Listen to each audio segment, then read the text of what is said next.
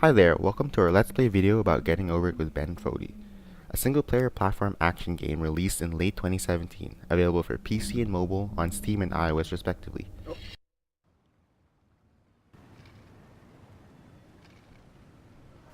It is a relatively new game brought from the creator of the infamous Quap, and has won the Nuevo Award at the Independent Games Festival this year. Getting Over It is an indie game that thrives on player frustration, with over 2.7 million players. The game's success in the action platform genre is largely due to its ridiculously challenging setting, with awkward controls, constant narration, philosophical observations and quotes, and excruciating punishments for failure. Foddy may have found a bizarre formula for success. What? No.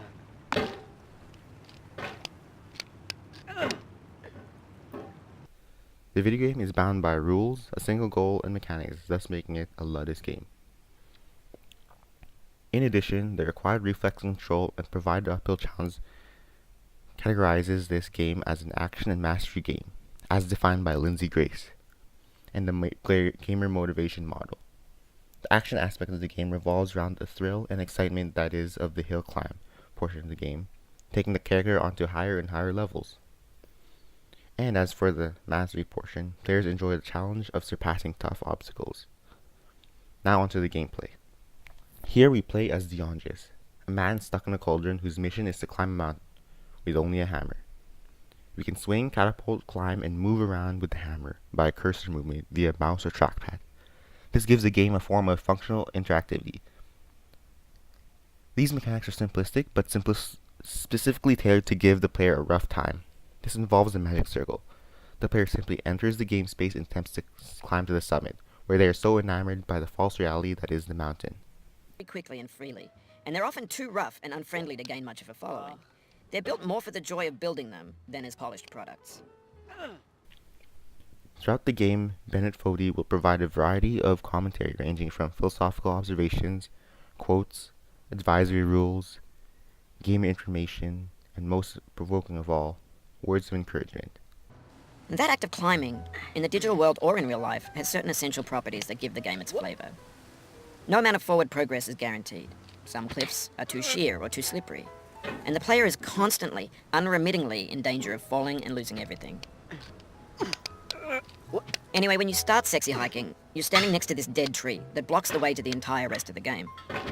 It might take you an hour to get over that tree, and a lot of people never got past it. You prod and you poke at it, exploring the limits of your reach and your strength, trying to find a way up and over. And there's a sense of truth in that lack of compromise. Most obstacles in video game worlds are fake.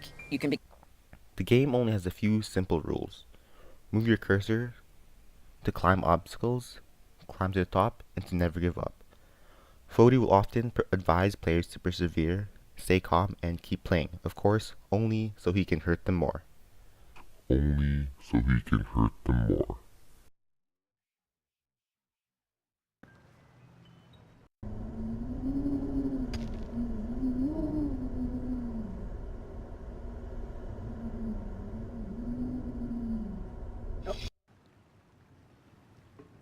Other than obvious skills such as cursor control and momentum building, the game heavily demands mental fortitude.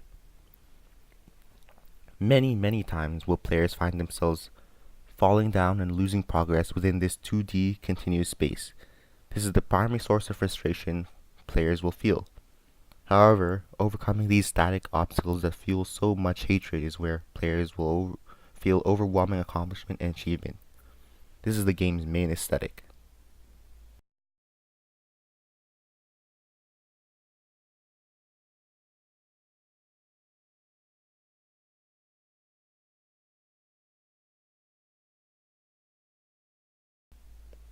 Skills required to play Getting Over It are minimalistic as well. Gameplay is void of social skill since it's solely a single player. Dexterity and quick finger movement would be the only physical skills needed in cases where the character saves themselves from falling, and or when they need to quickly swing from ledges. Mental skill would be needed to strategize how to approach various objects and obstacles. In terms of in-game objects, Getting Over It doesn't have much. The static character avatar is not customizable. However, a golden cauldron can be obtained by completing the game 5 times.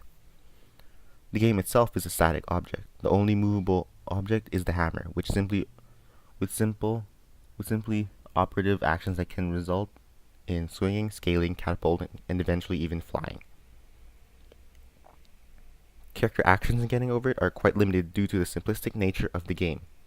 The single operative action in the game is the movement of the hammer, wielded by the character, utilized by the mouse or trackpad. It can be swung, pushed off, or pulled with the player. The resultant action would be the strategic use of the hammer, whether it be to propel the character upward through a shaft, or clipping it to the side of a cliff to save the character from falling. As for the narrative of Getting Over It, it is non-existent. Foddy provides no context as to why Deonjus is in the cauldron, nor why he has to scale the mountain to reach the peak, only to be projected into space. The setting would begin at the bottom of the mountain, and as you scale up its face, the character goes through rock quarries, towns, and trash heaps, all resembling levels to the game. The endpoint being the summit, where the character is pulled into outer space.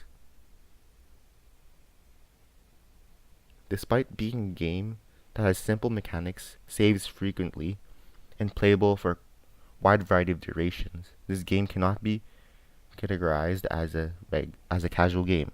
It is not completed quickly nor easily, and requires more engagement than casual games.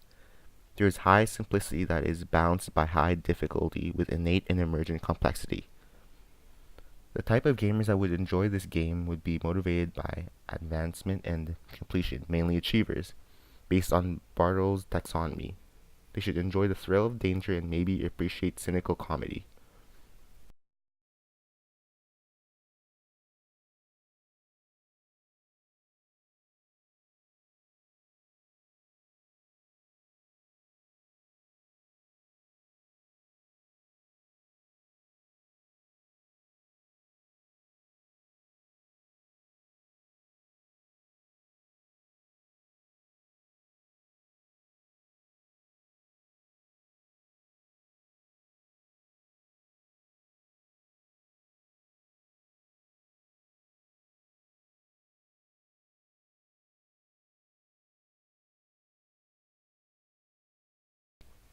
Getting Over It garnered a lot of attention as several Twitch streamers, YouTubers, and popular game culture figures played the game. This rapidly sped its growth within the gaming community with an abundance of user-generated content such as reviews, live streams, let's plays, and speedruns. Online celebrities such as PewDiePie also participated in the community of Getting Over It, with being the difficult platform type of game that it is, attracted many speedrunners to attempt the game as well, with its own page on speedrun.com. As a relatively new game, no mods have been made and no competition or meetup have been held yet. But there is great potential for co-creative media such as custom map creating, an online play with race formats such as games like Halo Reach Forge and Extreme Mario Maker have done. We can wholeheartedly recommend this game if you love co-op as a child and love challenge. It's easy to pick up and learn, and is widely available on Steam and on Windows and Mac for $9.99 Canadian, and on the iOS store for $6.99 Canadian.